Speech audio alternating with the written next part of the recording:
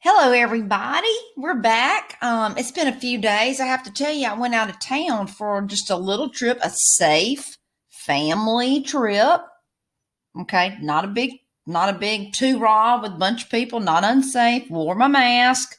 Um, Washed my hands. I was very responsible. So I apologize, but we're back with what I had said was our Thanksgiving series, my little Talkin Turkey series. So we're going to do a Talkin Turkey today, Wednesday, and Thursday, just to give you a little insight into Thanksgiving, the first Thanksgiving, who were the people involved, what happened, and then how we get some of the traditions today. And then, if we're super lucky, we're going to transition it into some lessons maybe for your life. Okay. Now, let me tell you something about lessons for your life before we get into today. See, I'm going to be one of those people who say, my opinion is, or I think that it is, because I'm not going to sell you something that's my opinion as a fact.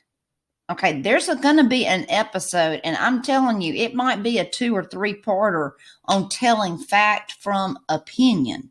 But let's talk a little bit about the Pilgrims. Now, if you look up the definition of pilgrim, a pilgrim is someone, one of the first definition is really a person who goes somewhere seeking something religious, but we can, segue that into someone that's searching for something, or a pilgrim is someone going somewhere. Now, when you think about the Pilgrims, from what you learned in middle school, or really it's elementary school, it's kind of stodgy, very black pants, belt buckle shoes, buckled at the waist with a big hat, and just you almost learned that they're these straight laced whatever people. Can I just tell you something? No, they weren't. Okay, let's talk about the Pilgrims. The Pilgrims, in a nutshell. Now, y'all, there is a bunch of extra outside information. Well, Venna, you didn't.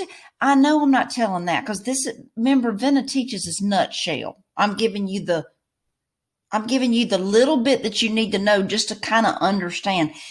I don't have 15 days to tell you all about the Pilgrims. Okay. But let's just suffice it to say, the Pilgrims are not this stodgy group of people who are so prim and proper. They were the radicals of the day. They were protesters and in the king's face, and everybody, like, these were the people that they were rocking and rolling through England here. Okay. And here's why. Nutshell, Venna teaches version. The Church of England, the Church of England was built by a king named Henry VIII. Now, all of Great Britain was Catholic way back in the day in the 1500s. Okay, Catholicism was what ruled the day. Well, and this is a whole nother episode, and I think I might do one on this. Like I said, King Henry wanted a divorce from his first wife, who was Catherine of Aragon. She was the Princess of Spain. See, you didn't marry people in a love match back then. Now, my understanding from reading about Henry and Catherine, they really grew to care about each other and love each other. But when you're royal, you didn't do love matches. You did political matches. You did military matches. You did peacemaking matches so that mama and daddy aren't going to go off to war and kill off their grandkids type matches. So, love really didn't matter much back then. So anyway, Henry VIII of England married Catherine of Aragon, who was the Spanish princess, and they were married, and they had a daughter named Mary, which wasn't a boy because Mary was a girl, and that is not what King Henry wanted. He wanted a male heir. Now, folks, I'm not a biology teacher, but there's really very few jobs that the men have on the childbirth thing. But I tell you what, one of their jobs is it's to choose the gender of the child. That's their job. That's about it. Everybody else got the hard work. There's a reason they call having a baby labor. It's hard work. But he wanted a divorce. The Catholic Church would not give him a divorce. Therefore, he started his own church, the Church of England, where he was the head of the church and the head of the state, or the head of the country, all in one, and changed everything. Well, as things rocked and rolled on, not many people liked that the foundation of their church, what it was built on, was very sectarian, not religious per se. Okay. Now, like I said, Henry VIII, that's another episode, and we're going to do that. That sounds fun. But the Pilgrims wanted to change the church. If we're not Catholic anymore and we're going to be the Church of England, then by God, we're going to do things differently. Because really what happened was the Church of England fell back on the Catholic rituals and things that they did. And so the Pilgrims were like, if we're going to be a new church and we're going to be a new group, we're going to do things differently. So they wanted to change the church. There's two ways to change things, guys. You can stay within the organization and try to make changes within it, or you can leave. Now, let me tell you something. My parents' hometown, which is small, they have a First Baptist church, a Second Baptist church. They might even have a Third Baptist church. See, they don't just name things like that because of, I want to be the same. It's because the First Baptist church split. Now there's the second one. And then they split, and there's the third one. That's what happens. So you had a group of people wanting to stay in the church to change it, Puritans. And then you had a group of people that wanted to leave, that left the church to change it. By golly, we're going to. And they're the loud, boisterous, in your face. And those are the Pilgrims. They're known as separatists. Look at the word separate. They remove themselves from the church. Well, people got tired of hearing them. Okay. They were on and on and on. And the king's like, my God, they're being persecuted. People are tired of hearing them talk. I'm not saying that their cause was unjust. Let me put that out there. But they moved. They left Great Britain and went to Holland with the Dutch. Okay, the Dutch at that time and now they're open. We want people to come here and be free to worship like they want to. And so a group of Pilgrims left Great Britain to go to Holland, Amsterdam, these areas with the Dutch. But they wanted to come right in and be part of everything. Well, that's not how the world works, guys. And so what happens is they make their lives there, okay? But the transcripts and the primary sources about that kind of get to this deal where the Pilgrims they're invited and allowed to someone else's country. And they go in, and then all of a sudden, they want to start fussing. Well, that's not what we believe. Not having a conversation that's productive, but more of, well, we believe A, well, we believe B, and B is right. Okay. So much so, they left, went back to Great Britain. The King James cannot get rid of them fast enough. Find them a charter, get them over to the New World.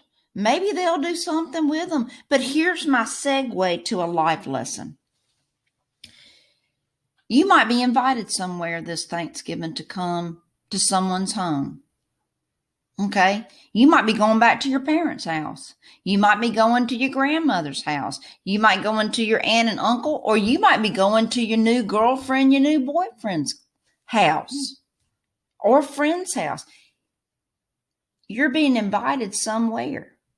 Sometimes, kiddos, all right, you don't have to debate everything that is mentioned at the Thanksgiving table. You don't have to discuss politics at the Thanksgiving table. If Aunt Sally Sue says, well, I sure am a big supporter of so-and-so, you don't have to point your fork full of dressing at Sally Sue and say, Aunt Sally Sue, let me tell you about your world. You don't have to do that. You're a guest. Sometimes it's okay to let it go. Like Disney. You do not have to come in to every engagement with your family and friends and die on that hill that you want to die on about whatever cause it is. Just enjoy Thanksgiving. You're alive. If you're enjoying there's a roof over your head. There's probably food on your table that a lot of people don't have. Don't go into Thanksgiving angry and ready. I'm going to, whatever they say. If they say white, I'm going to say black. If they say green, I'm going to say red. You don't have to be like that. Calm down. Don't be a pilgrim this year. People's lives are stressful enough. Everybody's lives.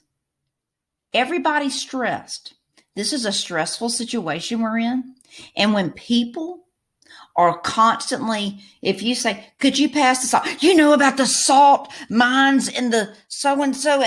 Okay, all I asked was for the salt. I didn't ask for about the salt mines and the conditions of the workers in the salt mines. That's not all I wanted was the salt. Okay? If someone passes you cranberry, you don't have to have a debate over jellied or real. It's okay just to kind of smile, ask about your family. Hey, I have something for you. Ask how everybody else is doing instead of worrying about how you're doing. That's how you enjoy Thanksgiving. Make people thankful for you. Because the Pilgrims had to leave. They got an invitation to come and say, we don't persecute. And then they wore out their welcome.